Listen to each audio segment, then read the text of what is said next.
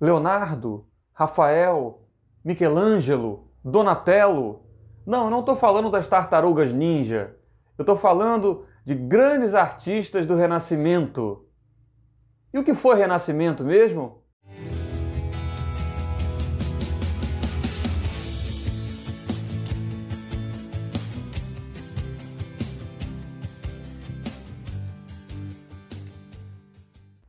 Que bom que você está aqui! Nós somos Saraivada de História. Se inscreva no nosso canal. Siga a gente no Instagram. A aula de hoje vai ser sobre o Renascimento. Segundo a divisão tradicional da história, a Idade Média é o período que vai do século V ao século XV, pelo menos para a Europa Ocidental. E esse período, na sua segunda fase, a Baixa Idade Média, vai ver surgir uma retomada do comércio, uma retomada do artesanato, uma retomada da circulação de moeda. Esse renascimento comercial e urbano vai contribuir bastante para um renascimento cultural. E esse renascimento cultural é o tema da aula de hoje. Na verdade, há uma retomada do desenvolvimento artístico-científico a partir da substituição progressiva de uma visão que na Idade Média era baseada no teocentrismo, ou seja, Deus como centro de todas as coisas, como centro de todas as investigações, de todas as produções, para uma visão antropocêntrica, o homem como centro de tudo. Não é uma ruptura com a religião, mas a valorização do homem como maior criação de Deus e o desenvolvimento da sua razão, da sua ciência e da sua arte. Nesse contexto, a gente vai ter o surgimento de um movimento artístico, sobretudo na Península Itálica, a partir do século XIV, que é o chamado Renascimento. Por quê? Porque a ideia deles era resgatar a arte greco-romana.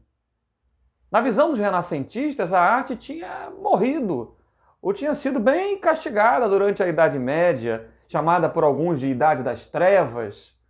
E os renascentistas queriam fazer novamente brotar essa arte dos gregos, dos romanos, essa arte clássica. Então aí vai uma das características do Renascimento, o classicismo, que a gente pode observar em obras como O Nascimento de Vênus, de Sandro Botticelli. Nessa obra, podemos observar o nascimento da deusa greco-romana Vênus. Observe a composição da imagem, a figura centralizada da deusa, elementos da mitologia, e observem também a sensualidade. O hedonismo é uma das características do renascimento artístico. Para que esse movimento artístico funcionasse, era necessário dinheiro, era necessário recursos. E aí vem uma prática chamada de mecenato, em referência a Caio Mecenas, que lá na Roma antiga vai colaborar muito com a arte. A partir daí, quem vai ter essa prática de financiar, de apoiar, de patrocinar a arte é chamado de mecenas, como Caio Mecenas, o personagem histórico. Então, essa prática do mecenato, ela vai ser muito forte na Itália, vai ser muito forte na Península, por conta da necessidade que a igreja tinha, por exemplo, de difundir suas ideias. Grande parte das obras do Renascimento são arte sacra. Como, por exemplo, as pinturas que Michelangelo Buonarroti vai fazer no teto da Capela Sistina. Dentre as várias imagens religiosas, se destaca o toque da criação entre Deus e Adão. Porém, essa arte, embora com características religiosas, católicas, vai ter algo mais, vai ter uma visão mais antropocêntrica, que é uma característica da arte do Renascimento. Além de uma visão clássica, uma visão antropocêntrica. E é isso que Leonardo da Vinci vai mostrar na sua pintura em afresco, ou seja, na parede de um convento em Milão. Da Vinci vai pintar a Última Ceia. Certamente você já viu reprodução dessa imagem na casa da sua avó ou da sua tia. Nela, Leonardo da Vinci pinta a figura de Jesus centralizada e numa composição matemática simétrica, 6 apóstolos de um lado, 6 do outro. Sobre ela, muitas teorias instigantes, interessantes, curiosas, criativas, né? Como as desenvolvidas no filme O Código da Vinci, o livro de Dan Brown que virou filme O Código da Vinci. Já assistiu? Vale muito a pena. E aí a gente vai ter, né, características importantes para o Renascimento, como o uso das técnicas, dos conhecimentos da biologia humana, do corpo humano, as proporções, o jogo de luz e sombra. Isso tudo vai ser desenvolvido a partir da dissecação de cadáveres, ou da observação dos efeitos da luz, ou do desenvolvimento de tinturas que tivessem uma cor cada vez mais próxima com a realidade que os artistas buscavam retratar.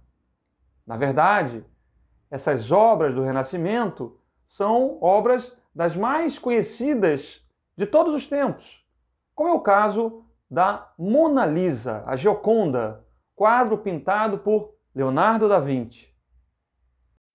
Há muitas teorias sobre a pintura Gioconda que atualmente se encontra no Museu do Louvre. Seria um autorretrato feminino de Da Vinci? Uma mulher por quem ele se apaixonou? Mas o que mais intriga a todos é o sorriso enigmático de Mona Lisa. Além de artista, Da Vinci também era um grande cientista. Haja vista seus desenhos sobre a anatomia humana, o mais conhecido deles, o Homem Vitruviano, né, que mostra as proporções do corpo humano. A gente vai ter também Miguel de Cervé estudando a circulação, né? Várias obras que mostram que, paralelamente ao desenvolvimento artístico, havia o desenvolvimento científico. Embora, como a gente já viu, os conceitos científicos na química, na física, na biologia, vão aparecer dentro da arte. O Renascimento vai ter destaque, obviamente, também em outras formas de arte, como a arquitetura. Se a gente pensar, por exemplo, na dramaturgia, né, no teatro, com as obras de Shakespeare, ou na literatura de Cervantes, de Camões, e na escultura, onde a gente observa grandes blocos de mármore ganhando vida, como é o caso da escultura de Michelangelo Buonarroti, chamada Davi. Esse imenso bloco de mármore foi esculpido por Michelangelo para representar a grandeza dessa figura da tradição judaico-cristã. Além de Davi, Michelangelo esculpiu também Moisés, Pietà, imagem bastante conhecida de Maria com Jesus morto nos braços. Enfim, as obras do Renascimento nos influenciam até hoje.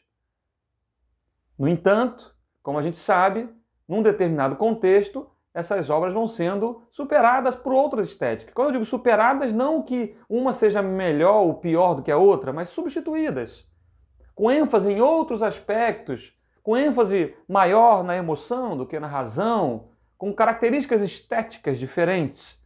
E aí a gente vai ter, por exemplo, o surgimento do Barroco. Mas isso é uma outra história.